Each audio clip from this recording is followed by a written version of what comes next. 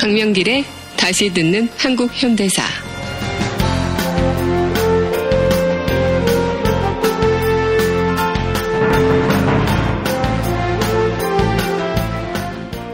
제70강 5.16 쿠데타.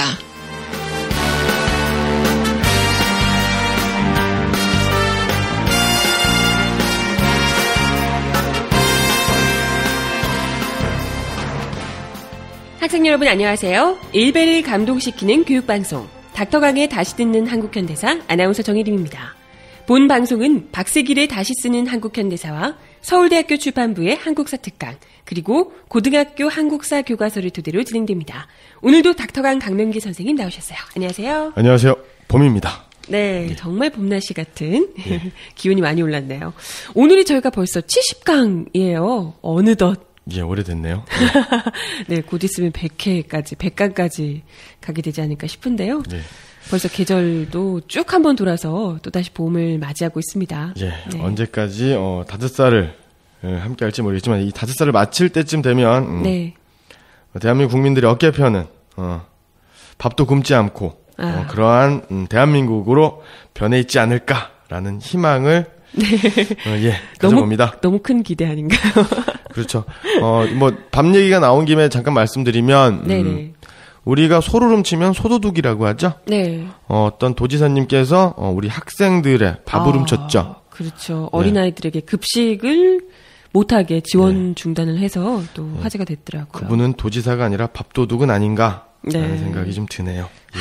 다른 건 몰라도 아이들한테 그것도 밥을 뺏는 그런 파렴치한 어른은 적어도 되지 말아야 될 텐데요. 예. 안타깝습니다. 네. 그럼 70강 시작하기 전에 오늘 한번 짚어볼 오늘의 역사 어떤 것이 있을까요? 예. 오늘의 역사는 한 두 가지 정도만 말씀드리도록 하겠습니다. 네. 예. 1992년입니다. 네. 3월 21일. 네. 육군 중위 이지문 중위가 군 부재자 투표 때 군대 내에서 여당을 지지할 것을 강요하는 등의 부정행위가 있었다라는 것을 폭로했습니다. 군내에서 이런 걸 폭로하기는 정말 어려울 텐데요. 예. 이전에도 한번 저희가 군 기무사인가 누가 폭로했던 그렇죠. 일이 있었죠. 군 기무사에서 보안사령부죠. 네네. 기무사령부에서 민간인을 사찰했다. 그래서 그런 파일을 가지고 있었다라고 해서 윤석양 이병이 그 민간인 사찰, 군부대의 민간인 사찰을 폭로한 사건이 있었죠. 네네. 사실 군 내부에서 이런 걸 내부적인 문제를 또 폭로하기가 정말 쉽지 않은 것도 굉장히 좀 압박이 엄청날 텐데요. 예. 정말 용기 있는 선택이었던 것 같습니다. 예, 맞습니다. 예. 이 1992년이고요. 네. 14대 총선 한 이틀 앞둔. 14대면 언제죠? 14대니까 1992년 총선이죠. 김영삼 전 대통령. 그렇죠. 시절이죠. 예. 네, 그때 당시에 부지자 투표. 아니죠. 92년 대선은 김영삼 대통령이 뽑히는. 예, 그러니까 그 전이죠. 김영삼 대통령은 92년 겨울인 거고요. 그렇죠, 그렇죠. 그러니까 김영삼 대통령이 뽑히는 때 그렇죠. 선거였던 그 직전에 이제 전에 총선이었죠. 그렇군요. 그 당시 그 ROTC 학군단이죠. 29기 출신의 24세의 중위였었고요. 육군 구사단 28년대 2대대 6중대 소대장이었던 이지문 중위는 서울 종로유가 공명선거실천 시민운동협의회 사무실에서 기자회견을 갖고 군 부재자를 투표를 할 때 공개 기표하고 중간에 검표를 하고 하는 등의 여러 가지 부정이 있었다는 것을 폭로했죠. 이야, 정말 대놓고 비밀 투표라는 아주 기본적인 원칙조차 지키지 않는. 사실 그 시절에 그리고 더 이전 시기에 군내에서 거의 뭐 비밀 투표라는 게 좀 지켜지지 않는다는 얘기는 굉장히 좀 왕왕 있어 왔거든요. 그렇죠. 네, 근데 이제 대놓고 그렇게 내부에서 폭로를 함으로써 좀 사회 이슈화를 시켰던 것 같습니다. 보통 뭐 60만 대군이라고 하는 우리 국군, 대한민국 네네. 국군인데요. 보통 청년들이죠. 그렇죠. 대한민국 청년들의 표가 대선에서 어떤 대선 후보의 당락을 결정하는 굉장히 중요한 변수가 되거든요. 그런데 이런 것에 대해서 이제 공개 기표를 한다거나 중간 검표를 한다거나 뭐 어떤 특정 후보, 여당 후보를 지지할 것을 강요한다거나 뭐 이런 것들은 대단히 이건 선거 불법이죠. 그렇죠. 선거 쿠데타죠. 네네네. 예. 그렇습니다. 부정선거고요. 예. 예. 당시 이지민 중위가 한 말 중에 단지 제가 보고 들은 것은 조금도 보태거나 뺀 것이 없는 사실 전달이며 이 땅의 한 청년 장교의 증언일 뿐이다. 라고 말했고요. 이 이지문 중위가 진실을 밝히기까지 있었던 많은 고민, 그 다음에 또 심적인 고통, 네. 그 다음에 이후에 받을 불이익. 이후에 얼마나 많은 또 불이익을 받았을까. 예, 당연히. 또 군대에서. 예, 예. 당연히 어떻게 됐을까요? 네. 이런 걸 걱정해야 되는 게 너무 싫네요. 이렇게 내부적으로 양심적인 고백을 하는 사람들은 오히려 더 지켜주고 정부에서 보호를 해줘야 되는데 이런 사람들이 꼭 보면 우리 사회에서 오히려 더 낙인이 찍혀서 제대로 된 사회생활을 하지 못하고 이런 경우가 많더라고요. 도태되고. 예, 맞습니다. 이지문 중위는 중위에서 2등병으로 강등되었습니다. 헐, 내부 고발을 해서요? 그리고 근무이탈, 근무지 이탈, 네. 그다음에 군 형법 명예훼손죄의 적용을 받아서요. 1992년 5월 4일 불명예 강제 전역당했습니다. 참, 네.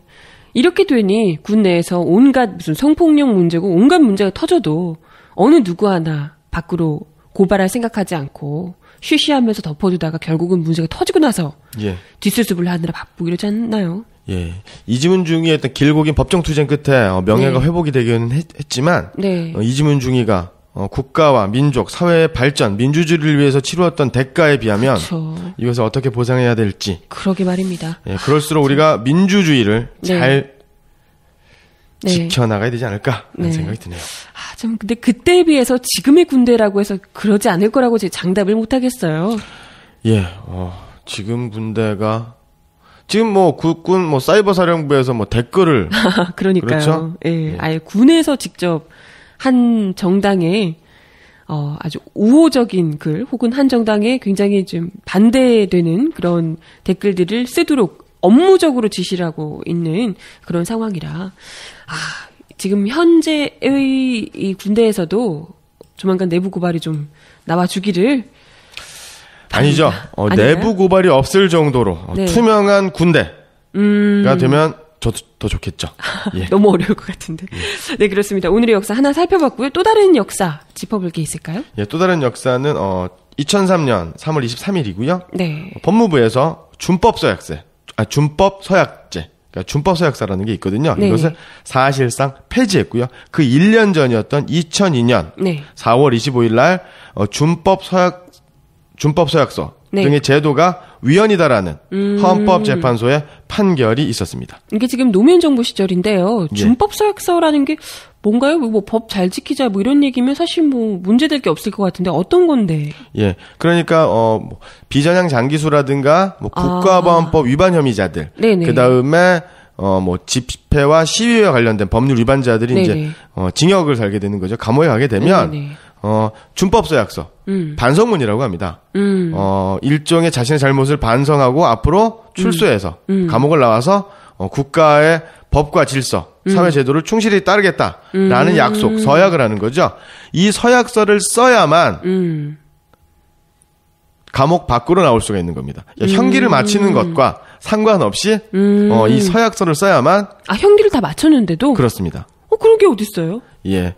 그게 완전히 불법이죠. 네네. 그래서 예전에 우리가 이제 분단의 아픔이 있었고 6.25 전쟁, 한국 전쟁이 있었고 많은 빨치산이라든가 인민군 포로들이 잡히지 않았습니까? 사실 이분들은 어떤 사상의 문제, 양심의 문제라기보다는 어떤 남북 간의 어떤 어쩔 수 없는 동족 상대는 비극에서 이분들도 희생자거든요. 그런데 전향서를 쓰지 않는다는 이유로 그렇죠. 예, 그래서 수년 전에 이인모 선생님이라고 하는 비전향 장기수 굉장히 90이 넘은 몸으로 송환이 돼서 북한으로 가족의 보물이 가게 된 적도 있었고요. 김대중 정부 시절에.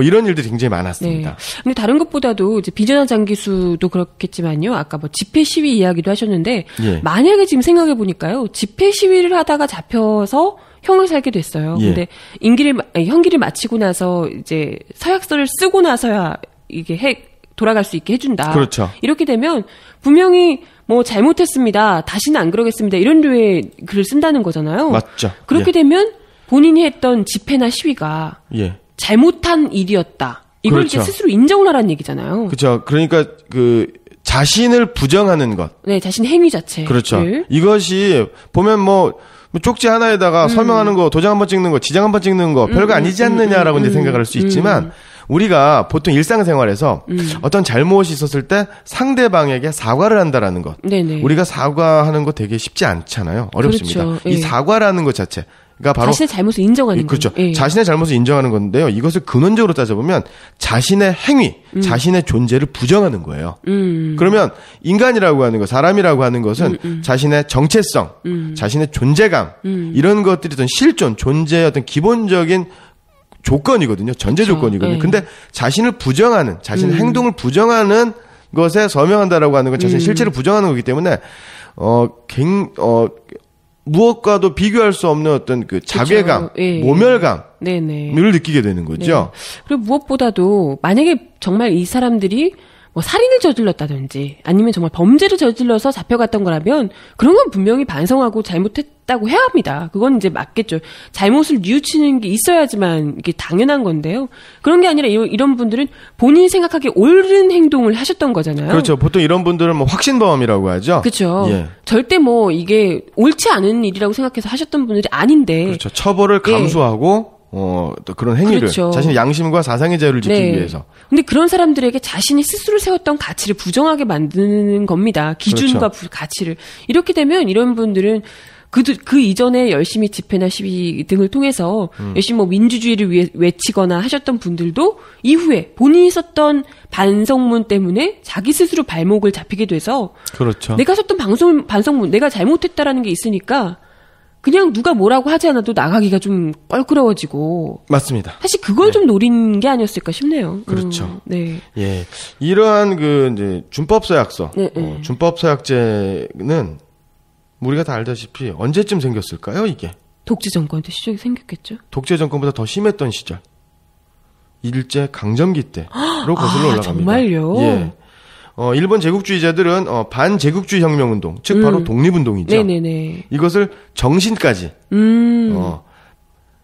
뿌리채 뽑기 위해서 1936년 사상범 보호관찰령이라는 걸 시행하게 되는데요. 네네.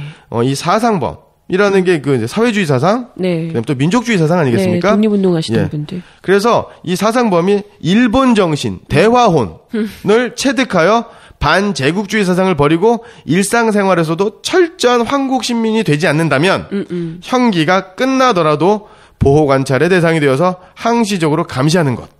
그리고 처벌하는 것을 말하는 거죠. 야, 이게 지금 일제시대에 있었던 그것도 독립군들을 대상으로 하던 그 법이 2003년까지 있었던 얘기군요. 그렇습니다. 그리고 이게 민족운동 해방을, 조국 독립을, 독립운동을 탄압하기 위해서 일제시대 때 만들어졌잖아요. 네네. 이게 대한민국의 법으로 부활을 하기도 합니다. 이게 바로 박정희 정부 시절입니다. 이게 원래부터 있었던 건 아닌데 박정희 정부 시절에. 그렇죠. 부활, 그렇군요. 이것도 정상적인 것도 아니고요. 날치기로 통과된 게 바로 사회안전법입니다. 그리고 그래서 사상범에게 전향을 강제하고 그다음에 활동을 통제하는 수단. 그래서 보호관찰법 뭐 이런 게 만들어져 가지고요. 감옥에서 형기를 다 마치고 출소를 하더라도 정해진 시간, 정해진 기간에 정해진 어떤 경찰서라든가 뭐 이런 곳에 가서 자신은 지금까지 주기적으로 어떤 행동을 하고 어떻게 살아왔고 누구를 만났으며 무엇을 했는지를 밝히고. 형기를 맞췄는데도. 그렇죠. 이런 것이었고, 요것이 대체된 게 이제 준법서약제가 되는 거죠. 예. 네네. 그러니까 서약을 하느냐 하지 않느냐를 석방의 기준으로 삼는 이게 말도 안 되는 거죠. 그렇죠. 엄연히 법적으로 그에 맞는, 그러니까 그럴 거면 사실 뭐 법적으로 재판을 해서 몇 년 형기를 받고 이럴 필요가 없는 거죠. 그렇게 따지면. 예. 그렇죠. 그렇습니다. 아무튼 오늘의 역사 두 가지 함께 이야기를 나눠봤고요. 그러면 70강 본편으로 본격적으로 들어가 보도록 하겠습니다. 지금 여러분께서는 강명길의 다시 듣는 한국 현대사를 듣고 계십니다. 네, 제 70강 5.16 쿠데타 편 함께 하겠습니다. 지난주까지 저희가 박정희 전 대통령이 쿠데타 일으키기 직전, 그러니까 뭐 대통령이 되기 전이죠. 예. 직전까지 이야기를 좀 드렸고요. 오늘이 드디어 역사적인 5.16 쿠데타 이야기를 함께 하겠습니다. 예, 수구 반동 세력은 혁명의 아침이라고 이야기하겠지만, 네, 말도 안 되는. 예. 네, 대다수 민중들과 네. 민주주의를 지키는 양심적인 세력의 입장에서는 네. 군사 반란의 아침이지요. 네. 암흑의 역사가 시작이 되는 네. 거죠. 그러면 들어가시면서 그 이야기를 좀 해주시면 좋을 것 같아요. 네. 쿠데타가 뭔지, 혁명이랑은 뭐가 다른지. 예, 쿠데타가 아니고요. 예. 쿠데타입니다. 예. 쿠데타. 그래서 많은 사람들이 뭐 쿠데타 이렇게 발음을 네네네. 혼동하는데 저도 많이 혼동하는데 네.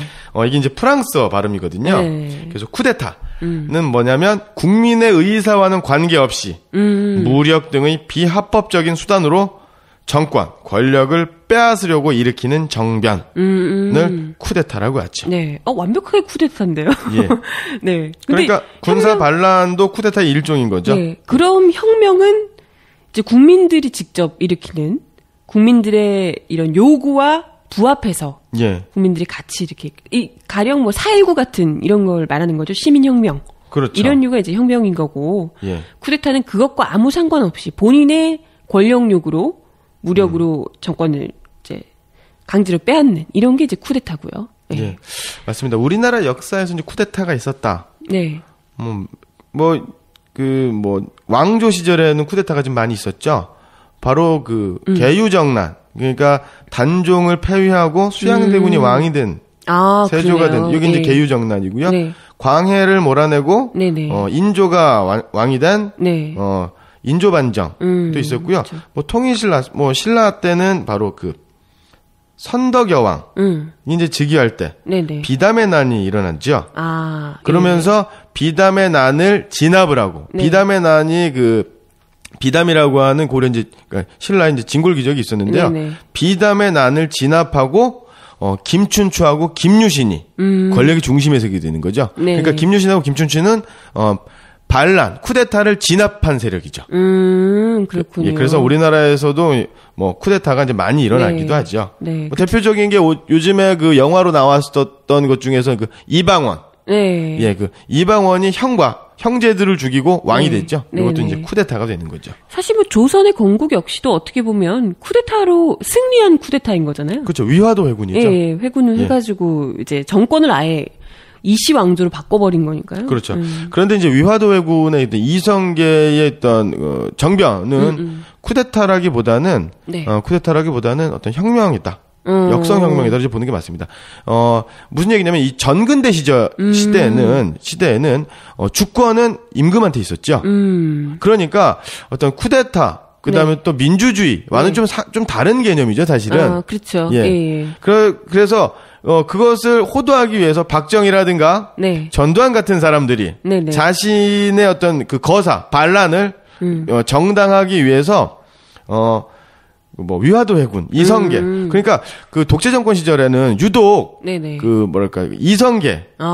훌륭한 인물로 예. 보는. 네. 그런 드라마가 많이 나옵니다. 그러면서 이성계와 이성계의 집권 세력과 자신들의 네. 집권 세력을 동일시시켜서 네네. 국민들을 좀 호도하려고 하는 네. 이런 게 좀 있죠. 근데 어찌됐건 우리가 약간 예시 차원에서 들긴 했지만 어찌됐건 그때는 민주주의 국가가 아니었고 왕권 체제였기 때문에 완전히 다른 거죠. 예. 같이 볼 수는 없을 겁니다. 아무튼 쿠데타가 이 민주주의 정권, 이 정권 자체를 뒤엎는 것도 예. 본인의 권력욕으로 그걸 무력으로 찬탈하려는 그런 노력 자체를, 움직임 자체를 쿠데타라고 한다라고 이야기를 하셨어요. 예, 맞습니다. 그럼 쿠데타가 어떻게 일어났는지 이제 본격적으로 네. 말씀드리면 이제 쿠데타를 박정희가 최초로 일으키려고 했었던 건 아닙니다. 1961년 5월 16일 날. 네네. 그 전에도 있었습니다. 예. 바로 4월 19일 날. 네. 그러니까 4.19 혁명 1주년이 될 때. 네. 시민들이 그렇죠. 굉장히 많이 데모를 할 거다. 네. 그러면 이 데모하니까 사회가 혼란스럽다. 네. 그래서 혼란을 질서를 유지하기 위해서 무능한 권력자, 정치인들을 부패를 몰아내기 위해서 군인들이 어쩔 수 없이 나왔다. 우국의 충정 나왔다. 이러려고 했는데 집회와 시위가 없었던 거죠. 네, 그래서 못하게 됐다. 그리고 나서 이제 5월 16일 날 네. 거사 날짜를 옮겨서 시작을 하게 됐는데요. 실제로는 이승만 정부 시절, 그러니까 4.19 혁명이 일어나기 전에 네. 쿠데타의 한 번의 쿠데타 계획이 있었습니다. 네. 요때 같은 경우는 바로 이승만이 네. 이승만이 국민들로부터 굉장히 어떤 지지를 있었을 뿐만 아니라 같은 당내 네. 세력으로부터 굉장히 지금 멀어져 나가고 있었고, 그 다음에 또 네네. 미국과의 관계도 굉장히 안 좋았어요. 그래서 네. 실제로 미국에서 이승만을 제거하려고 네. 했었고요.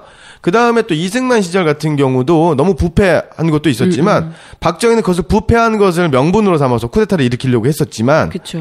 기본적인 건 바로 뭐였냐면 군대가 너무 비대해진 거예요. 한국전쟁 이후에. 그러니까 군대 인사가 적체가 된 거죠. 그러니까 군대 인원을 감축을 해야 돼요. 그러면 군대에서도 구조조정이 일어나는 거죠. 그쵸. 그럼 구조조정 1순위가 바로 뭡니까? 빨갱이죠. 남노당이죠. 네네. 뭐 이런 사람들. 박정희가 그 핵심 아니겠습니까? 그렇죠.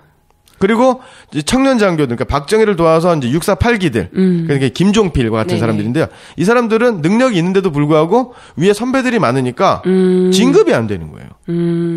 권력욕은 있는데. 예. 그죠. 그리고 이제 이런 생각이죠. 내가 하면 저 사람들보다는 더 낫겠다. 이런 생각도 하게 되는 거죠. 네. 왜냐하면 또 여기엔 또 그런 문제도 있습니다. 지난 시간에 말씀드렸지만, 그 당시 그 장도영, 그 다음에 뭐 이한림, 네. 박정희, 이런 사람들, 그 다음에 또 백선엽, 이런 사람들이 나이차가 별로 안 나요. 그죠. 예. 김종필하고도 나이차 별로 안 납니다. 그러니까 이 하급 장교들, 초급 장교들하고 고위 지도부하고 나이 차이가 별로 안 납니다. 만만하게 볼 수밖에 없겠네요. 그렇죠. 예. 그런 관계도 일정하게 작용했다라는 네. 겁니다. 네. 그런 가운데서 사실 어떻게 보면 참 이게 아이러니한 게요. 만약에 정말 장면 정부가 아니라 이승만 정부 시절에 쿠데타가 일어나서 4.19 예. 이전에 쿠데타가 일어나서 그랬다면 참 우리나라가 어떻게 됐을지 잘 모르겠어요. 그렇게 되면 지금은 어쨌건 명백하게 박정희 정부가 이것도 이제 민주주의로 세워진 정부를 무너뜨리면서 들어섰기 때문에 완벽한 쿠데타라고 이제 이야기를 하는데. 그렇죠. 근데 그마저도 이제 반대로 생각하는 분들도 있긴 하지만요. 근데 예. 만약에 독재 정권이었던 이승만을 무너뜨리고 들어선 정부다라고 했으면 예. 오히려 더 이게 뭐랄까요, 좀 명분을 확실하게 좀 쌓으면서 시작하지 않았을까. 나름대로는 그렇다 예. 하더라도. 그러면 예. 좀 끔찍한데요. 그러니까 좀 예. 달라졌을 것 같다는 생각이 그럴 들어요. 수 있죠. 예. 예. 어찌됐건 똑같이 독재 정권이었지만 예. 나름대로는 명분이 있다 이렇게 주장을 하지 않았을까. 지금도 뭐 이런데요. 예. 네, 그런 생각이 드네요. 그럼 다시 돌아가서 이제 네네. 그러면 1961년 5월 16일 날 네, 아침 어떤 일이 있었나. 어떻게 됐느냐. 네네. 지난번에 말씀드렸지만 4월 19일 날 네. 대규모 시위나 혼란상이 없었단 말이에요. 네. 그래서 쿠데타를 연기했죠. 네. 그러면서 시간이 점점 지체됩니다. 네. 그리고 계획이 누설이 되고요. 그 다음에 뭐 청년 장교들하고 박정희가 쿠데타를 하겠다. 라면서 막 떠버리고 다니는 거예요. 아, 그래서- 그게 조용히 해야 되는 거 아닌가? 그러니까 그렇죠. 네. 그리고 지난 시간에 장도영 관련해서 말씀드렸지만 이게 이제 장면 총리한테도 소식이 들어가서 장도영 육군 참모총장한테도 박정희가 쿠데타를 일으킨다는데 어떤가 그랬더니 전혀 그럴 일 없다. 박정희는 그런 사람 아니다. 이게 두둔하죠. 네네. 그래서 이제 무마가 됩니다. 그럼에도 불구하고 박정희를 중심으로 한 청년 장교들의 쿠데타 네네. 계획이 누설이 되는 거죠. 그래서 거사를 좀 앞당겨서 5월 16일 별 2개죠. 박정희 소장은 청와대, 네. 그다음에 방송국, 그다음에 육군본부 등의 서울의 주요 기관을 차례로 점령하기 위해서 648기생. 여기 648기생의 대표적인 사람이 바로 김종필이죠. 그다음에 해병대 육군 공수특전단, 그다음에 육군단 포병대 등을 이제 동원을 하게 되는 거죠. 네. 실제로 5.16 군사 쿠데타의 어떤 주도자는 박정희지만 네네. 그것을 실행하고 집행한 사람들은 대체로 이제 그 중령 출신 648기들이에요. 중령이요? 예. 그럼 생각보다 너무 계급이 낮네요, 진짜로. 그렇죠. 예. 오늘날의 계급으로 딱 따지면 중령이면은 이제 대대장급이거든요. 네. 대대가 보통 한 400에서 한 500명 정도의 병력입니다. 네네. 그리고 연대장. 네. 그러니까 대대가 4개 모이면 연대가 되는데 이 연대가 대대가 4개니까 뭐 400명, 500명 그러면 2천여 명 정도가 되는 거죠. 네네. 그렇죠? 4, 4, 16, 4, 5, 20. 네. 1,500에서 2,000명 정도의 네네. 군대, 네. 군사력을 갖고 있는 네. 거고요. 병력 가지고 있는 거고. 3개에서 4개가 모인 게 사단이거든요, 연대가. 그러니까 10,000명 정도의 규모. 그러니까 1980년 신군부세, 이렇게 전두환 노태우 같은 경우는 다 6사 11기 동창들이에요. 그러니까 다 거의 대부분 투스타예요. 그러니까 다 사단장입니다. 그러니까 그들이 운영할 수 있는 병력 자체가 어마어마했겠네요. 몇 개 사단이 되는 거죠. 네네네. 그러니까 대한민국 전방에 있는 부대까지 끌고 왔으니까 실전 규모 대단한 규모의 사단인데 네. 이 박정희 같은 경우는 뭐 소규모 병력이죠. 오, 의외인데요. 제가 생각할 때는 왠지 그 쿠데타라고 하니까 뭔가 도심에 그냥 탱크로 몰고 와서 뭐 좀 총 좀 쏘면서 사람들이 막 많이 죽고 좀 이런 분위기가 연출이 됐을 것 같은데 몇백 명 이런 규모로 이게 되나요? 뭐 1000명 뭐 이렇게 해가지고 되나요 이게? 예, 주도 세력은 장교 250여 명. 네. 그다음에 부사관과 병사들 3,500명. 아니 우리나라 군대가 몇 명인데 사실 진압하려면 얼마든지 진압할 수 있는 규모잖아요. 맞습니다. 그것도 이게 비밀리에 된 것도 아니고 미리 다 이게 누설이 됐던 계획인데 이걸 왜 진압을 못한 거지? 실제로 5.16 쿠데타 당일, 네. 당일 새벽에, 네. 예, 쿠데타가 발발했다라고 네. 하니까 이제 뭐 그 장도영 육군참모총장 같은 경우야 뭐 알고 있었으니까 됐지만 이한림이라고 하는 그러니까 이한림, 장도영 그다음에 그 박정희 세 명은 나이가 2-3살 왔다 갔다 해요. 네네. 근데 이제 장도영, 그러니까 이한림 같은 경우에는 전방의 어떤 실전 부대, 의 어떤 지휘관이었고요. 그래서 진압을 하려고 합니다. 근데 멈칫멈칫하죠. 그리고 네. 쿠데타를 인정을 해버립니다. 그냥 이제 정치적으로 보는 거군요. 이게 정말 나라를 생각하는 군인으로서의 자세라면 쿠데타가 일부 세력들에 일어났으면 바로 이건 앞뒤 안 가리고 진압을 해야 되는 상황이거든요. 그렇죠. 근데 이건 지금 대충 나한테 어떤 것이 더 유리할지를 보고 있었던 거군요. 예. 5.16 쿠데타 당일 새벽 여러 사단에서 원래는 이제 누가 어느 병력을 어디에다가 이렇게 약속이 다 되어 있는 거예요. 그래서 병력을 차출하기로 되었는데 계획대로 안 이루어지는 거예요. 실제로 빠지는 거죠. 그리고 쿠데타 수뇌부에서는 박정희를 비롯한 수뇌부에서는 쿠데타가 실패할 수도 있다라는 생각까지. 그러니까 이제 플랜 B를 세우게 되는 거죠. 근데 이제 쿠데타라는 건 이제 반란이고 전 근대 시대로는 영모잖아요. 그렇죠. 바로 다 처형이죠. 그렇죠. 네. 뭐 자기만 죽는 것도 아니죠. 이랬는데 그랬더니 그 박정희 동기였었던 한웅진이라는 육사 2기였던 한웅진은 이런 얘기를 하죠. 이렇게 병력 동원 잘 안 되니까 차라리 산으로 가자. 아니면 도시를 점거하자. 이러고 협상을 해서 자신의 어떤 신변 안전을 보장받아야 되는 거 아니냐라고 얘기할 정도였죠. 그러니까 그 아침엔 잘 안 될 분위기였다는 거죠. 예. 그러니까 박정희가 이런 얘기를 합니다. 무슨 병력이라도 출동을 해야 협상을 하든지 말든지 할 것 아닌가.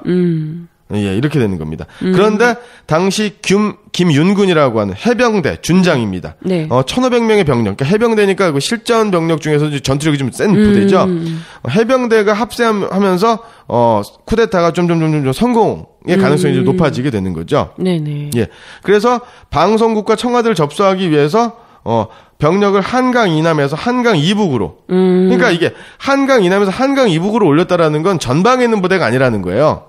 충분히 진압이 가능한 부대였다라는 거죠. 그러니까 지금도 현재도 마찬가지지만 전방에 그러니까 한강 이북과 휴전선 이남에 우리 대한민국의 그 군사력이 집중되어 있지 않습니까? 그렇죠. 그러니까 한강 이남에서 한강 이북으로 올라간다는 얘기는 전투력이 강한 부대는 아니었다라는 거죠. 네. 그 수도 적고요. 예. 거기다 전투력도 그렇게 센 그런 부대들이 아닌데 올라갔어요. 그것도 그렇죠. 계급도 굉장히 좀 별로 안 되는 그런 분들이에요. 보면 이런 사람들이 올라왔는데 그걸 진압하지 못한 게 아니라 사실상 방관하고 있었다는 거죠. 그렇죠.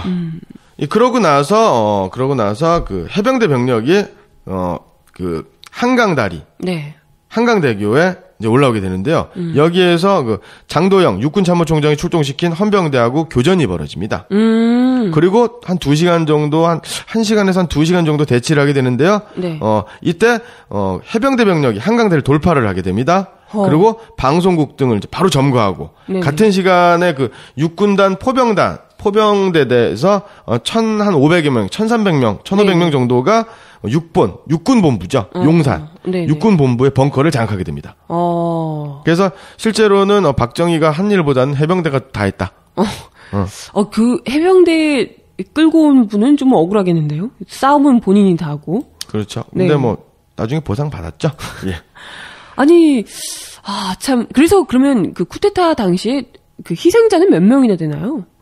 굉장히 많이 맨 처음에는 아닙니다. 그렇게 많지 않습니다. 그러니까 이제 한강다리에 교전했다라고 하는 건 실제로 그렇게 많은 인원이라고 이제 보기는 어려운 거예요. 그러니까 다리가 일단 협소한 데다가 그러니까 뭐 우리가 보통 쿠데타, 반란, 영모 이러면은 뭐 대규모 군대가 막 나가가지고 뭐 엄청나게 네네. 살상 인명 피해가 있는 이런 건데 그렇지 않습니다.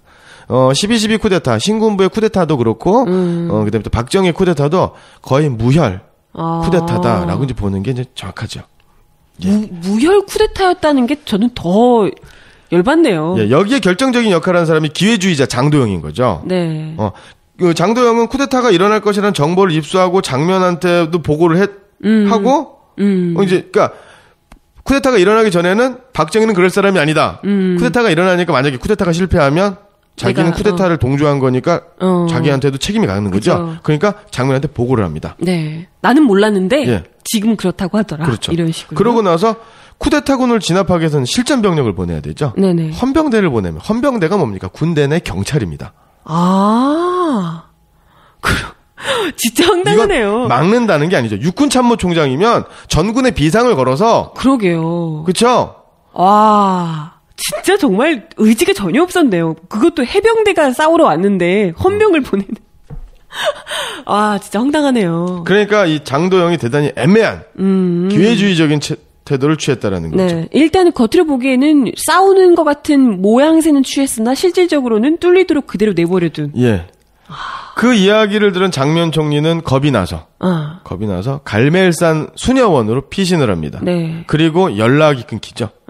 아무하고도 연락이 안 됩니다. 무슨 뭐 국방부 장관, 그다음 무슨 뭐 내무부 장관, 네. 뭐 이런 사람들하고도 심지어는 뭐 그 장도영 육군참모총장하고도 국군 최고 통수권자 아닙니까? 네. 연락이 안 돼요. 미 대사하고도 연락이 안 됩니다. 어떻게 된 건가요? 그러니까 미 대사도 우왕좌왕하게 되는 네네. 거고. 이게 어떤 상황인지. 예. 아, 참. 그래서 이 장면의 역할도 굉장히 아주 보신주의, 기회주의적인 행동을 하죠. 하여튼. 네네. 그리고 장도영은 육군참모총장이었는데요. 그 당시 유엔 사령관이었던. 네. 아시겠지만 작전 통제권. 네. 미국에 있지 않습니까? 그렇죠. 그럼 미국의 명령이 있어야 되는 건데 미국의 명령 없이 출동을 한 거란 말이에요. 그러니까 유엔 사령관 맥그루더하고 그 당시 맥그루더라는 네. 유엔 사령관이었는데요. 이 사람이랑 연락하면 군대를 발동할 수 있는 거죠. 그리고 미군이 그 진압에 미군의 동의하에 진압을 했다라고 하는 건 쿠데타를 반대할 수 있는 명분 자체가 쿠데타를 인정하지 않는 명분 자체가 되는 거죠. 그렇죠. 그리고 뭐 미군이 도와주면 뭐 그 정도의 협소한 규모는 금방 3,500명이면 그 몇 명 되지도 않는 그렇죠. 거예요. 군이 얼만데 대체. 예. 그러면 쿠데타 진압이 충분히 가능했죠. 네네. 그런데 장도영은 소규모 헌병대를 동원했다. 와, 정말 웃기네요. 예. 그리고 유엔 사령관, 맥그루더 유엔 사령관, 그다음에 대통령 윤보선, 장면 총리에게 상황을 제대로 보고하지 않았죠. 아, 참 여러모로 예. 운이 좋았네요, 박정희. 네. 예, 박정희 장면이 네. 그 쿠데타 첩보를 장도영으로부터 보고를 딱 받고 나서 무슨 일이 어떻게 되어가고 있느냐라고 물어봤더니 장도영은 문제 없다. 진압 중이다. 네. 아. 뭐 뚫리고 있으면서 문제 없다라고 예. 했다는 거예요, 지금. 실제로는 헌병대가 이제 출동하고 막 그랬다는데 쿠데타가 발생했을 때 장면 정권을 네. 쿠데타를 진압하기 위한 장면 정권의 부대는 1개 중대입니다. 아. 1개 중대는 대대 밑에 있는 소규모 부대인데요. 1개 중대면은 한 150명? 헐. 예. 아니, 그건 정말 아니, 근데 그 친구들은 또 젊은 친구들이었을 거 아니에요. 그렇죠. 그 중대에 있는 친구들은 총알바지도 아니고 뭡니까? 다행히 뭐 다치진 않았습니다. 서울시청 앞에서 반란군에게 이제 접수. 아, 다치지도 잡히죠. 않고 잡히기만 했습니까? 예. 진짜. 아, 뭐 다행이긴 한데요. 뭐 이렇게 목숨을 잃는 것보다 낫지만 아니 이렇게까지 전혀 잡고자 하는 의지가 없었다면 예. 이건 어서 옵시하고 문 열어주는 거랑 뭐가 다릅니까? 사실 전투는 적과 아군을 비교를 하게 되는 거죠. 네네. 그러면 선전포고하게 되고 뭐 이렇게 되는데 이건 뭐 옛날 그 옛날에 우리 뭐 영화 황산벌이라든가 네. 뭐 이런 전쟁 영화 보면은 보통 이렇습니다. 전 근대 시기의 전쟁은 뭐냐면 벌판에서 네. 부대와 부대가 만납니다. 그러고 나서 심리전을 하게 되는 거죠. 너네 몇 명이냐? 우린 몇 명이다. 너네 무기 뭐 있냐? 우리 이런 무기 있다. 너네랑 우리랑 싸우면 우리가 이기니 너네는 항복해라. 이럽니다. 그러면서 지휘관들끼리 보통 얘기를 해요. 특히 유럽에서는 이렇게 강한데요. 유럽에 무슨 장미전쟁이라든가 백년전쟁이라 이러면 지휘관들끼리 만나요. 적장들끼리 만나서 전쟁에 뭐 너네가 미리 항복해라. 우리가 세니 우리가 약하니까 우리가 항복하는 조건을 우린 뭐 줄래? 그러면서 하는데 실제로 지휘자들은 특별한 경우가 아니면 죽지 않습니다. 네네. 여기서도 마찬가지 그런 일이 일어나는 거죠. 이제 아까 이제 뭐 포로로 서울시장 앞에서 이제 총뿌리를 반대로 돌렸다. 반란군에 접수됐다라고 했잖아요. 네네. 충돌을 합니다. 네. 충돌하는데 육관구 참모장 김재춘이 장악하고 있었는데 박정희가 먼저 가기로 예정됐던 육관구 사령부. 그러니까 헌병대가 이제 대치를 하니까 이런 얘기를 합니다. 우리는 나라를 구하기 위해서 일어났다. 그러면서 즉석에서 연설을 합니다. 그리고 손을 내밀죠. 그래서 같이 갑시다. 라고 하니까 육관구 방첩대니까 기무사령부 정도 되겠죠. 기무부대에 정명한 중령이 거기에서 즉석에서 그럽시다. 반란군으로 가담을 해버리죠. 이거 예. 예. 참 어처구니가 없네요. 예. 사실 뭐 싸워도 그 상태에서는 뭐 너무 수 자체도 밀리는 상황에서 그렇게 얘기를 하니까 또 뭐 이쪽에 붙는 게 낫겠다 이렇게 생각을 했을 수도 있겠습니다. 예. 네. 그리고 이제 쿠데타 세력은 가장 먼저 이제 장악을 해야 되는데 이제 방송국이거든요. 이 방송국을 통해서 이제 방송을 해서 혁명이 시작됐다. 쿠데타를 혁명이라고 이제 포장을 해야 될 거고, 그래서 그쵸. 우리는 이러이러한 명분으로 혁명을 시작을 했으므로 국민들은 뭐 동의하지 말고 혁명 정부를 지지해 주십시오. 뭐 이런 얘기를 하는데. 그래서 중앙방송국 오늘날에 이제 KBS죠. 이걸 점령을 합니다. 근데 그 당시에 그 당직 아나운서. 이제 방송에서는 이제 긴급 속보라든가 이런 게 나오니까 아나운서 한 명이 이제 숙직을 하고 그쵸? 대기를 하지 않습니까? 그래서 이제 박종세 아나운서라는 아나운서가 있는데요. 이 사람은 참 비운의 아나운서인지 아니면 행운의 아나운서인지는 모르겠지만, 당시 당직 아나운서였던 박종세 아나운서가 혁명공학을 방송을 합니다. 그러니까 이제 박종세 아나운서 이게 반란이 일어난 거지 않습니까? 그죠. 자기가 읽기가 싫은 거예요. 만약에 반란이 진압이 돼요. 그럼 자기는 이제 반란 부역자가 되는 거죠. 그지. 자기 선택을 할 뭐 이게 없는 그리고 상황이니까. 그 당시 4.19 혁명에 의해서 민주정부가 들어섰기 때문에 민주정부에 저항하는 세력은 반민주 세력 아닙니까? 그렇죠. 정치적인 명분도 없는 거예요. 그래서 박정희에게 직접 낭독하는 게 어떻겠느냐. 그러니까 박정희가 거절을 하죠. 예. 그리고 이 혁명공학은 육군참모총장 장도영 중장의 명의로, 그러니까 육군참모총장의 명의로 위장을 하게 되는 거죠. 네, 자기가 한 게 아니고. 예. 그러니까 박정희는 이미 장도영의 어떤 기회주의적인 태도를 간파를 한 거죠. 그리고 장도영을 바지, 그러니까 뭐랄까 얼굴 마담 이런 식으로 이제 이용을 하려고. 네. 본인보다 거죠. 일단 직급은 훨씬 더 위인데. 예.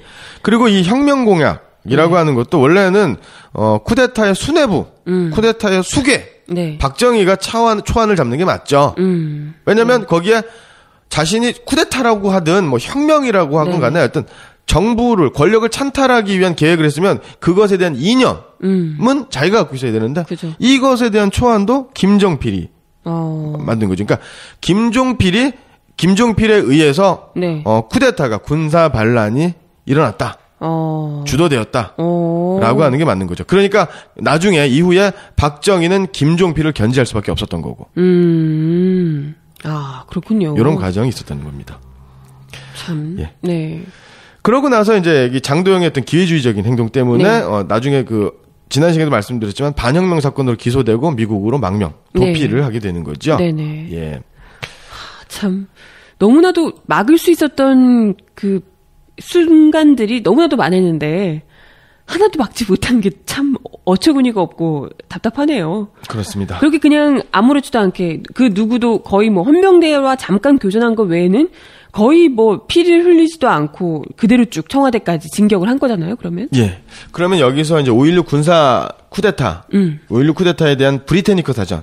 네, 어떤 그 해설, 요약을 좀 잠깐 좀 살펴볼 필요가 있는데요. 이게 아무래도 뭐 국제적으로 아니면 가장 그 신빙성이 있거나 어떤 공인된 거기 때문에 여기에서는 군사 정변이라고 했습니다. 5.16. 예, 군사 정변이죠. 사실은. 예. 뭐 쿠데타하고 좀 같은 얘기인데요. 네네.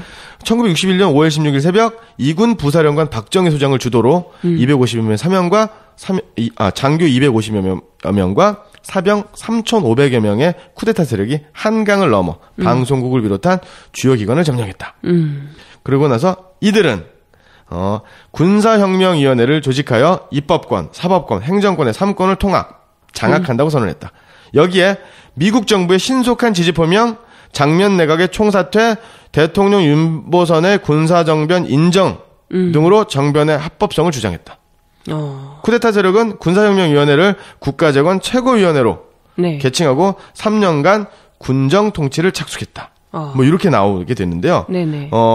여기에서 보면은 쿠데타가 성공했었던 원인 중에 하나가 미국 정부의 신속한 지지 표명, 장면 내각의 총사퇴, 네. 대통령 윤보선의 군사정변 인정 네. 이런 거라고 얘기했는데요. 먼저 하나하나씩 요거를 좀 따져보면 네.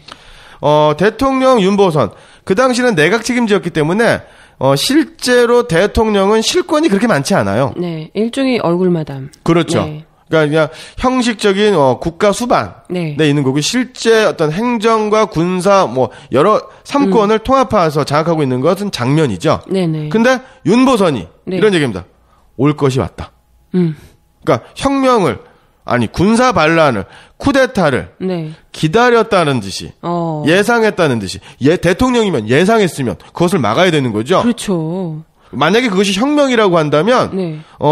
혁명의 대상이니까 부정하고 부패한 세력 아닙니까 자기들이? 그렇죠. 그러면 자신들의 잘못에 대해서 민생 파탄에 대해서 네. 경제 민생 요즘 뭐 경제가 화두니까 이런 것에 대해서 어떻게 하면 더 잘할 수 있을 것인가를 그렇죠. 고민해야 되는데 그것에서는 무능으로 방치하면서 네. 올 것이 왔다라고 하는. 네. 마치 기다렸다는 듯이. 그렇죠. 이것은 이런 건 보통 국민들이 술자리에서 하는 얘기죠. 이게 살기도 힘들어. 세상 참 한 번에 확 뒤집었으면 좋겠다. 그렇죠. 올 것이 왔다. 뭐 이런 얘기는 할 수 있었죠.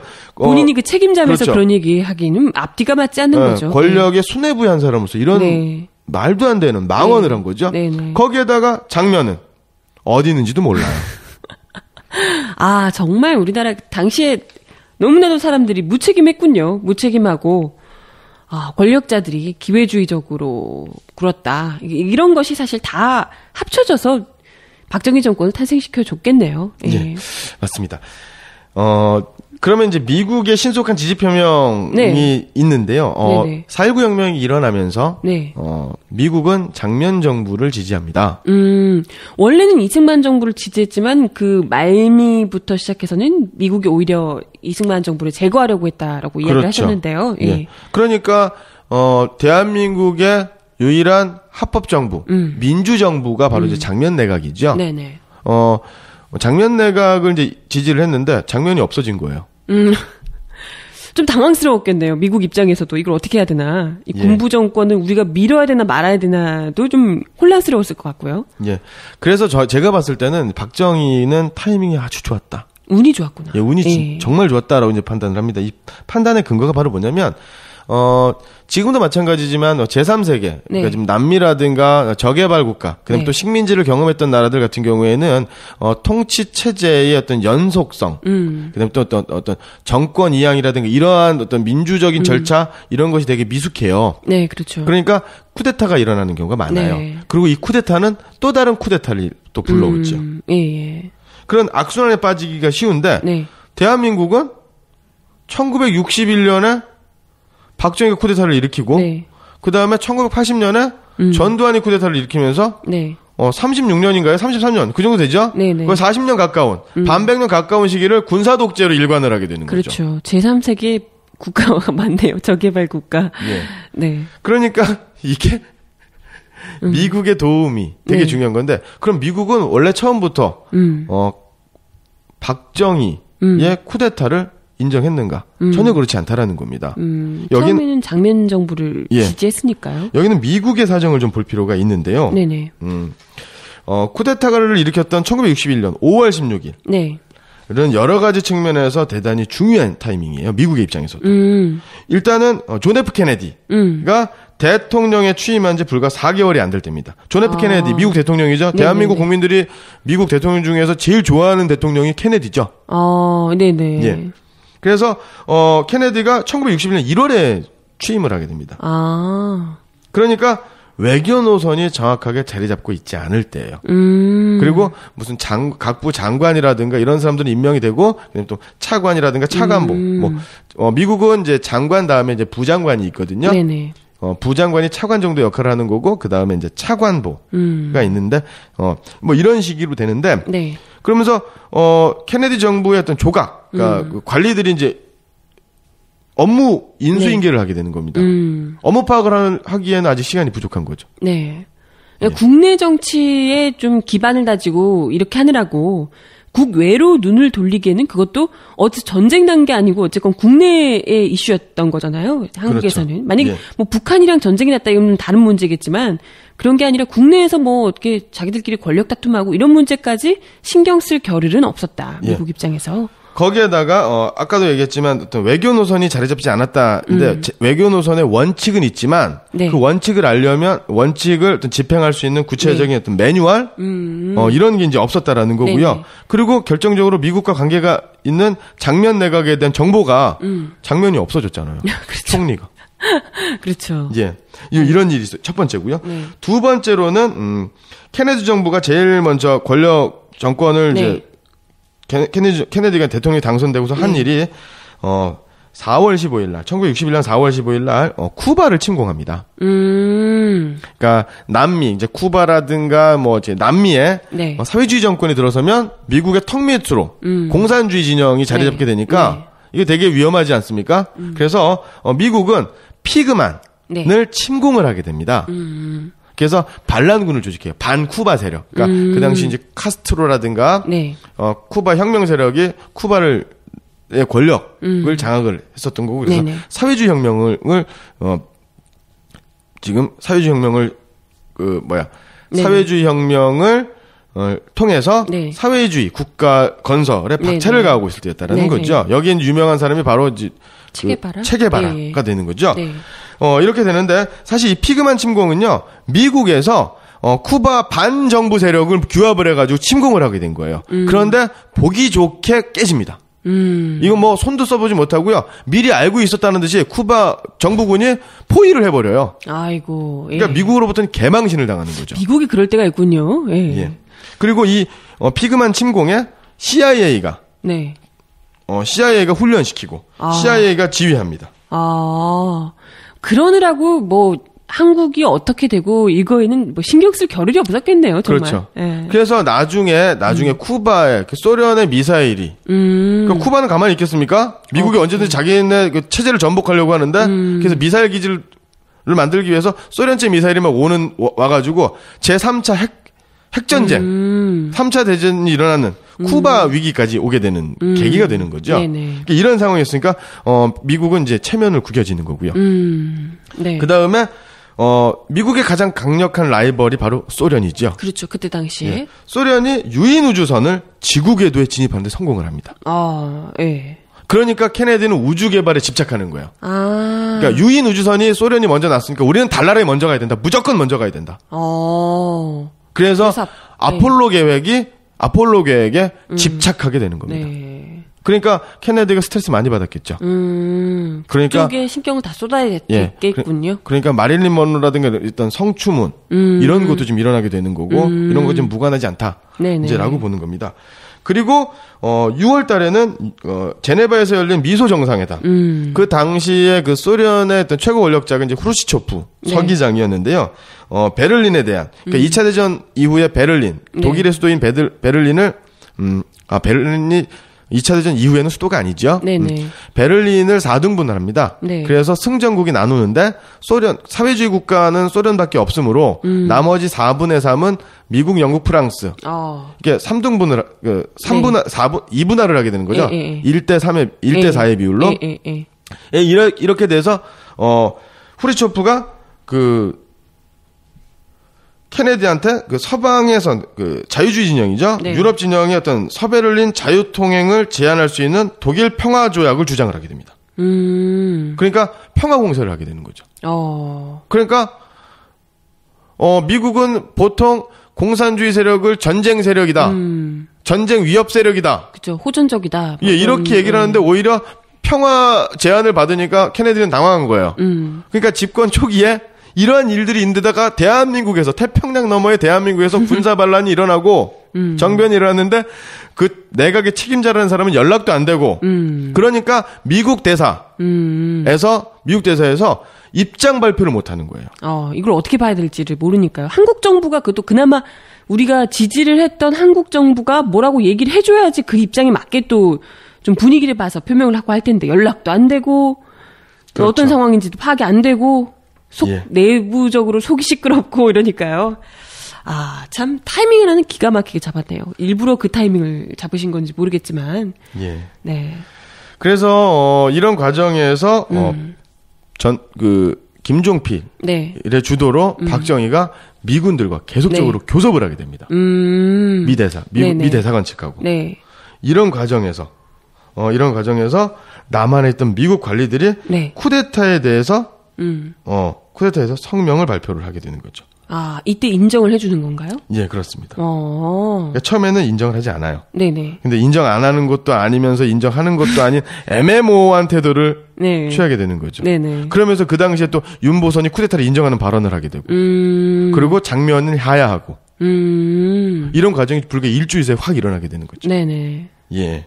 이러면서 쿠데타가 성공한 혁명으로 둔갑하게 되는 결정적인 시간이 오게 되는 거죠. 네. 사실 우리나라에서 특히나 이런 미국의 영향력이 워낙에 또 큰 나라잖아요, 우리가. 그때만 해도 더더욱이 미국이 뭐라고 해주느냐에 따라서 왔다 갔다 할 수 있는 때였기 때문에 미국이 어쨌건 자신의 이익에 따라서 또 행동을 했겠지만 여기서 미국이 즉각적으로 쿠데타 세력을 인정을 하면서 박정희 정권이 그 적은 병력으로 말도 안 되게 밀어붙였던 그 쿠데타 같지도 않은 쿠데타가 성공하게 되는 이 발판이 하나 또 마련은 됐다 이렇게 생각할 수 있을 것 같습니다. 예, 맞습니다. 네. 그렇군요. 거기서 지금 우리가 지금 알아봤었던 게 바로 쿠데타가 되게 어찌 보면 되게 허무맹랑하게 급조돼서 그다음에 또 잘 짜이지도 않게 되게 허술하게 이루어졌음에도 불구하고 박정희를 제외한 보통 이제 쿠데타는 쿠데타 특히 박정희 특히 한반도에서 대한민국은 독립 변수가 아니라 종속 변수예요. 그러니까 대한민국이 어떻게 한다고 해서 세상이 바뀌는 것이 아니라 세계가 대한민국을 둘러싼 세계 환경, 국제 정치 질서가 어떻게 변하느냐에 따라서 대한민국이 어떻게 기민하게 대응하느냐, 얼마나 슬기롭게 대응하느냐에 따라서 대한민국의 생존과 발전이 담보되는데, 그러면 하급 이렇게 보잘것없는 군인 한 명, 몇 명 쿠데타 세력 때 안 되는 몇 명 되지 않는 박정희의 군사 반란은 이것이 성공할 수 있을 때까지는 지금 말씀드렸던 여러 가지 상황들이 되게 부합해서 타이밍이 너무 좋았다. 참 안타까운 일이죠. 네. 그러게 말입니다. 네. 그리고 저희가 오늘 잠깐 지나갔는데요. 예. 오늘 또 현대사열전에서 살펴볼 인물이 있는데요. 우리 케네디 대통령과 관련해서, 미국 케네디 대통령과 관련해서 잠깐 살펴보고 넘어가겠습니다. 케네디 대통령과 관련해서는 저도 사실 잘은 모르지만 우리 한국인들이 아까 굉장히 좋아하는 대통령이라고 이야기를 했어요. 그렇죠. 몇 년 전에 야당에 구체적으로 실명을 거론하면 정동영 후보가 대통령 후보 시절에 케네디랑 비슷한 그 외모, 헤어스타일을 지금 가진 적이 있었죠. 네네. 앵커 출신이신데 그렇죠. 외모도 그러시고. 우리나라 역대 정치인, 그다음에 또 우리나라 국민들이 미국의 역대 정치인과 대통령 중에 가장 좋아하는 호감을 가지고 있는 인물이 보통 케네디죠. 네, 일단은 젊고 잘생기고 그리고 또 약간 민주주의 정권이었기 때문에 뭔가 좀 진보적인 느낌이 있거든요. 뭔가 좀 진취적이고 이런 느낌이 좀 있습니다. 그런 있고 굉장히 좀 좋은 인물로 기억을 하고 있는데 약간 저는 좀 이런 생각도 들어요. 아무리 그래봤자 한국과의 관계에서는 지금 오바마 대통령도 그 이전에 부시 대통령 이런 사람들하고는 좀 달리 그래도 굉장히 좀 나름대로 민주주의적이고 뭐 이런 부분에서 높은 평가를 받으면서 대통령이 됐긴 했지만 그렇다 하더라도 한미 관계에서 뭐 세계적인 측면에서는 어쩔 수 없는 미국인이다 이런 얘기를 하거든요. 그렇죠.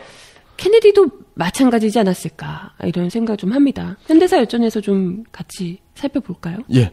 박정희하고 케네디는요. 뭐 두 가지 공통점이 있습니다. 네네. 젊다. 대통령이 됐던 당시에. 네. 그다음에 반공을 추구한다. 그렇군요. 두 가지만 갖고요. 나머지는 완전히 다르죠. 네. 일단 민주주의 정권이었고 여기는 뭐 쿠데타 세력이었기 때문에 같다고 할 수가 없죠. 일단 현대사 열전에서 먼저 살펴보고 이후 이야기를 같이 해보도록 하겠습니다. 예. 현대사 열전. 존 F 케네디는 박정희가 태어난 해와 같은 1917년 5월 미국 매사추세츠주 브루클라인 빌지에서 19세기 아일랜드 대기군으로 인해 미국으로 이주한 아일랜드계 로마 카톨릭 집안의 둘째 아들로 태어났다. 존 F 케네디는 하버드 대학을 졸업하고 태평양 전쟁 중에 해군으로 복무하였으며 이후 정치에 입문한 그는 1960년의 대통령 선거에서 공화당 후보 닉슨을 누르고 미국 최연소 대통령으로 단성되었다.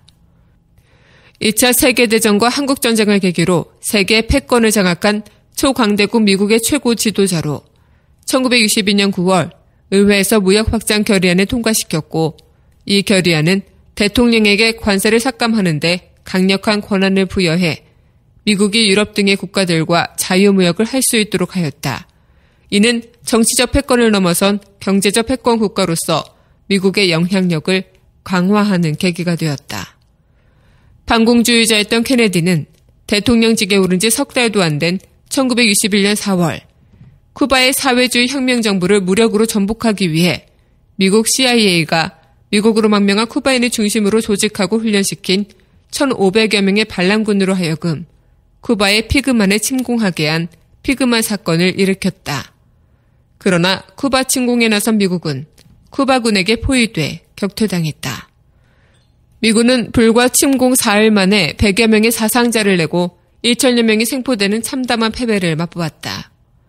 피델 카스트로의 사회주의 혁명정부는 1961년 12월 몸값으로 5,300만 달러를 받은 뒤에야 당시 사로잡은 1,113명을 석방했다. 피그만 침공 사건으로 미국은 쿠바에서의 주권 침해 행위에 대한 비판을 받게 됐지만 미국은 자신들의 개입을 부정하였고 쿠바와 미국 간의 관계는 급속히 냉각됐다. 피그만 침공 사건으로 인해 1962년 10월 쿠바 미사일 위기를 가져오게 됐으며 미국과 소련 간의 군사력 확장 경쟁을 자극한 계기가 되었다. 베트남 전쟁에 관해 케네디는 미국인의 목숨을 지키기 위해 미군의 철수를 지시하는 등 평화를 사랑하는 지도자의 모습을 보였지만 최근 비밀 해제된 자료에 의하면 케네디는 정치적 목적에 의해 베트남전을 확대시켰다는 것이 밝혀졌다. 1963년 11월 22일 케네디는 부인 제클린, 존슨 부통령 부부와 함께 재선을 위한 선거운동으로 댈러스를 방문해 카퍼레이드를 벌이던 중 하비 오스월드에게 저격당해 숨을 거두었다. 이때 그의 나이 46세였다. 네, 현대사 열전에서 케네디 전 미국 대통령을 함께 이야기를 나눠봤고요. 예.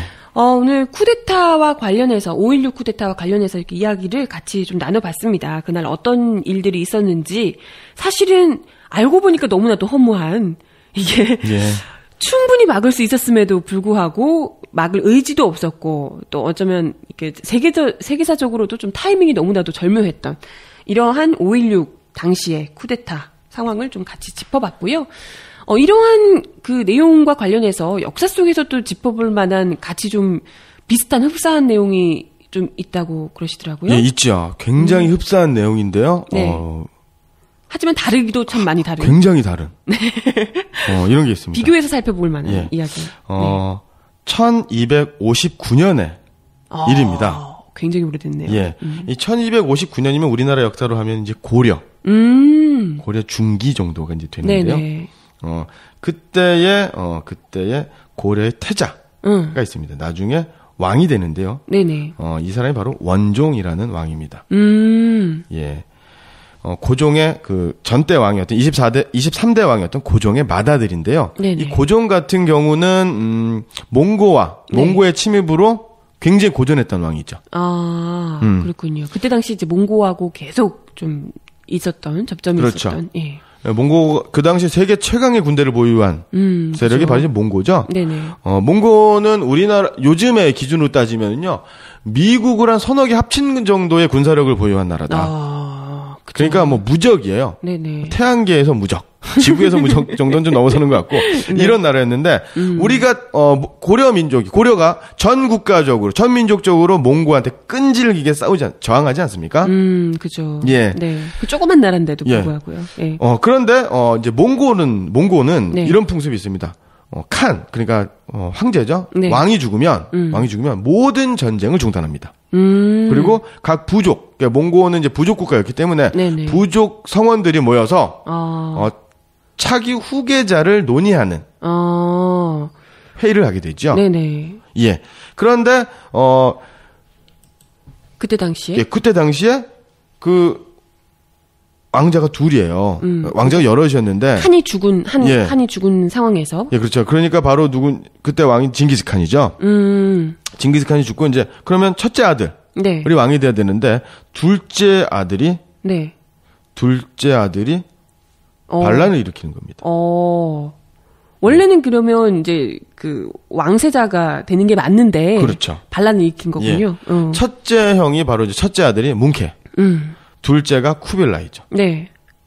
예. 그렇군요. 그래서 내전을 일으킵니다. 그러니까 보통의 정당성, 네. 명분은 누구한테 있습니까? 첫째한테 있는 거죠. 그렇죠. 왕세자 네. 역대로는 그렇죠. 예. 그다음에 몽골의 귀족들, 지배층들도 형인 뭉케를 지지하고. 그러니까 쿠빌라이의 세력은 대단히 약소하고 그 남쪽으로 중원으로 후퇴를 하고 있었던 상태입니다. 그렇군요. 근데 고려 고종 때 강화조약을 우리 집니다. 그래서 강화하겠다. 그래서 강화도에서 개경으로 환도를 하겠다. 네네. 그 대신 너네는 우리를 공격하지 마라. 몽고에서는 이런 거죠. 너네가 강화도에서 고려 개경으로 오면 우리가 공격하지 않겠다. 너네가 먼저 와라. 서로 이제 입장 바뀐 얘기를 하다가 그래서 몽고의 네. 고려 원종이 태자가 조공이 아니라 그 강화조약을 맺으러. 조약을 맺으러. 예, 그럼 이제 볼모로 가게 되는 거죠. 네네. 그런데 내전 상태예요. 서로 황제를 지칭해요. 그럼 어디로 가야 될지 모르겠네요. 그렇죠. 그런데 고려 원종이 쿠빌라이한테 가게 되는 거죠. 그때 뭐 때문에 그런 건지. 그 이유는 원종의 판단이었는데요. 예. 원종의 판단이었는데 근데 원종 그 당시에 무슨 교통이라든가 과학기술이 발달하지 않았기 때문에 그 당시에 정세 판단을 할 수 있는 근거가 상당히 없어요. 예. 그래서 지금 뭐 고려사 저료라든가 고려사 라든가 그 원나라 역사책을 봐도 원종이 왜 쿠빌라이한테 갔는지, 뭉케한테 가지 않았는지는 미스터리예요. 그러니까 어찌 보면 가까워서 간 거라니까. 그럴 수도 있어요, 사실은. 네. 예. 별 생각 없이. 예. 뭐 그럴 수도 있는데 사실 그것이 이제 고려 입장에서 되게 전화위복의 계기였던 거고 쿠빌라이한테도 전화위복의 계기가 된 거죠. 오히려 이제 정당성이 없었는데. 그렇죠. 갑자기 이제 고려의 왕세자가 오니까. 맞죠. 나를 황태자로 선정을 한 거다, 인정한 거다, 뭐 이렇게 돼버린 건가요? 예, 맞습니다.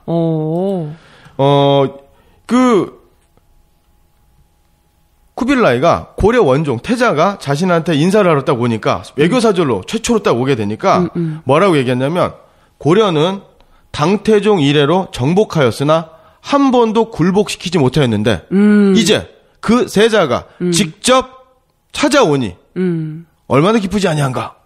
내가 이 사람들이 이 굴복하지 못했던 이 독한 그렇죠. 고려인들이 나를 황제로 인정한 거다라고 얘기를 하는 거죠. 맞습니다. 그러면 실제로 그게 전세가 확 바뀝니다. 우리 고려 왕세자 때문에. 그래서 그 몽골의 귀족들 중에서도 뭉케에서 동생이었던 쿠빌라이 쪽으로 세력 변화가 오게 되는 거죠. 재밌네요. 그러면서 쿠빌라이가 권력을 장악하게 되고 황제가 등극되는 결정적인 계기를 고려 태자인 원종이 제공을 하게 되는 거죠. 야, 신기하네요. 예. 그러면 약간 아까 지금 미국이 쿠데타 세력을 인정한 거 좀 다른 그 위치이긴 했겠지만요. 생각보다 우리가 이 몽고에서 고려가 굉장히 거의 좀 식민지처럼 예. 좀 짓눌리고 일방적으로 이렇게 했다라고 생각을 했었는데 생각보다 고려가 좀 영향력이 있었군요. 그렇죠. 무작정 그냥 이렇게 굴복하고 예. 이렇게 했더라면 이 세자가 왔다는 것에 이렇게 큰 이 반향을 일으키고 이렇게까지는 아니었을 것 같은데. 예, 그 우리 뭐 일부 식민사학자들의 어떤 영향으로 네. 우리가 지금 뭐 고려 때는 몽고의 침입으로 네. 되게 고통받았고 몽고의 간섭받아서 식민지와 다름없는 반식민지 상태였다라고 얘기를 하는데요. 뭐 그것이 일면 뭐 우리가 몽고의 영향을 받지 않았다라고 보기는 좀 어렵습니다. 그렇죠. 그러나 좀 정확하게 봐야 되는 건데요. 네네. 그 당시 세계 최고의 강국이었던 몽고를 상대로 고려처럼 그렇게 끈질기게 저항했었던 나라, 그리고 항복한 나라는 없어요. 우리는 항복을 안 했어요. 그래서, 물론 정동행성이라든가 뭐 탐라 총관부라든가 쌍성 총관부라든가 무슨 다루가치라든가 뭐 이러한, 원의 간섭이 네네. 있었던 건 사실입니다. 하지만, 강화조약을 맺으면서 어떤 조항이 있었냐면요. 이 한자로 불계토풍이라는 게 있어요. 불계. 고치지 않는다. 토풍, 토속적인 풍속. 여기서 토속적인 풍속이라는 건 고유의 제도와 문화와 관습이라는 거예요. 이것을 고치지 않는다라는 거예요. 사실 이런 게 진짜 민족성이거든요. 그렇죠. 네. 왜 그 몽고의 지배를 받으면 어떻게 몽고식으로 머리도 빡빡 깎고 맞아요. 몽고식으로 옷을 입고 네네. 뭐 이래야 되지 않습니까? 네. 근데 불계토풍을 우리가 지킨 거예요. 그것은 고려가 멸망할 때까지 있었던 거고요. 네네. 예. 오히려 일제시대 때는 일본이 그걸 모조리 바꾸도록 해서 그렇죠. 일본식으로 다 바꾸도록 예. 원래 이제 민족성을 없애기 위해서 그런 걸 하는 거거든요. 맞죠. 근데 오히려 고려 때는 그걸 무조건 지킨다는 게 강화 조약이 있었다는 거죠. 우리 중고등학생들, 초등학생, 중학생, 고등학생들 스포츠 머리로 깎았죠, 옛날에. 요즘도 네네. 그런 학교가 좀 있긴 해요. 네네. 이 스포츠 머리, 이게 빡빡 깎는 머리, 어느 나라 스타일입니까, 이거? 일본 스타일이 아닙니까? 그렇죠. 예. 교복 입는 거. 네, 일본 문화죠. 예. 예. 뭐 애국조회. 뭐 다 이런 겁니다. 근데 네. 고려는 그러지 않았다라는 거예요. 네네. 그리고 물론 이제, 고려의, 고려로 몽고의 풍습이 들어와요. 그걸 몽고풍이라고 하는데 이것은 어떤 식민지 국가가 강요받아서 이런 거라고 보면 안 됩니다. 이건 문화교류인 거예요. 네네. 그러니까 고려의 몽고의 풍습이 고려로 전파돼서 몽고풍이 있었던 것과 마찬가지로 네. 고려의 풍습이 몽고로 전해져서 유행처럼. 고려양이라고 하는 그렇죠. 한리열풍의 원조죠. 네. 이런 게 있었다는 겁니다. 근데 네. 그 실제로 고려 의 풍습이 몽골의 서민들한테 간 게 아니라 몽골의 귀족들한테 간 겁니다. 이 문화라는 게 상위에서 하위로 흘러가게 되는 거거든요. 그렇죠. 그러니까 네. 몽골 귀족에서 몽골 민중들로 이게 퍼지게 되는 거거든요. 그래서 네. 그 어떤 문화교류의 한 결과, 물론 그 당시에 몽고가 고려보다 강성하고 네, 그렇죠. 발전된 나라였으므로 네. 일정하게 우리가 몽고의 영향을 더 많이 받았을 수는 있다라는 거죠. 네, 사실 뭐 무력적으로야 뭐 상대도 안 되는 그렇죠. 짓눌려 있는 상황이긴 했죠. 예. 그러니까 이건 한미 관계를 봐도 마찬가지인 거예요. 네네. 이제 이렇다라고 봐야 되는 거고요. 네. 그리고 뭐 우리 고려의 그 태자들이 고려의 태자들이 몽고의 황제들의 사위가 되는 부마국의 지위잖아요. 그쵸. 그래서 그 충렬왕 이후부터 원종 이후부터 이제 임금 이름에 충자가 들어간 거죠. 예. 충수광, 충선왕, 충렬왕 그쵸. 예. 이렇게 되는데 이것이 어떤 4대 어떤 굴욕적인 거 아니냐. 물론 그것이 없진 않아요. 네, 일정 왜냐하면 부분 있죠. 몽고의 영향을 받았기 때문에. 네. 하지만 몽고의 입장에서 이것 뒤집어서 생각해 보면 몽고와 고려는 동반자 관계다라는 거죠. 그러니까 혈연으로 연결되는 거죠. 적하고 아니 내가 종으로 부린 머슴 노비하고 혈연 관계를 맺습니까? 그렇진 않죠. 그렇죠. 예. 가족 같은 겁니다. 이것은 고려의 왕건이 호족들과 연합하는 방편으로서 결혼 정책을 네네. 한 것과 마찬가지인 거죠. 네. 그리고 신라도 마찬가지고 일본의 왕실도 마찬가지입니다. 자신의 왕족의 순수한 혈통을 보존하기 위해서 결혼을 근친해서 하는 거죠. 네네. 종례혼을 하게 네. 되는 겁니다. 그러니까 그런 면에서 본다면 고려 황실의 혈통과 몽고 황실의 혈통을 하나로 본다는. 그러니까 너무 완전 뭐 굴욕적으로 우리가 스스로 네. 생각할 필요는 없다. 우리가 자존심을 최대한 지키면서 실제도 그런 네. 거고요. 굴욕적이지 않았던 네, 거고요. 네. 그렇게 그렇다는 걸 알 이야기를 필요가 있습니다. 했습니다. 뭐 어찌됐건 미국도 그렇지만 그때 당시에 이제 이게 어떤 한 나라에서 새로운 권력을 뭐 잡거나 누군가가 하게 됐을 때 이게 외교적으로 어떤 어느 쪽에서 지지를 받느냐에 따라서 상당히 많이 바뀌게 되는 거죠. 네, 그런 이야기를 우리가 역사 대자부에서 같이 나는 뭐 고려와 몽고 관계에서 같이 좀 짚어봤습니다. 예. 그때 당시 미국이 끝까지 장면 정부를 지지하면서 반대를 했더라면 또 다른 이야기가 됐을지도 모르겠는데요. 예. 역사에는 가정이었기 때문에. 예. 네, 아무튼 뭐 70강에서 저희가 5.16 쿠데타 이야기를 좀 나눠봤고요. 이후에는 쿠데타 이후에 예. 박정희 정부가 들어서면서 예. 어떻게 진행됐는지. 다음 주에는 그 한미 관계, 쿠데타를 바라보는 미국의 태도, 그 다음에 그 미국의 태도에 대응하는 박정희의 대응, 네. 그 다음에 또 여기서 또 일본을 빼놓을 수가 없겠죠. 네네. 박정희의 황군의 귀환을 바라보는 일본 정부의 태도. 좋아했겠는데요. 예. 박정희가 만난 일본인들, 그리고 그들은 무엇을 이야기했고 무엇을 했는지에 네. 대해서 알아보도록 하겠습니다. 그러니까 쿠데타 이후에 어떻게 전국을 안정화시키는지 좀 외교적인 측면에서 뭐 이렇게 보고 같이 다뤄보면 될 것 같네요. 예. 네. 오늘 70강 5.16 쿠데타 편 함께했습니다. 오늘도 말씀 감사합니다. 고맙습니다. 네.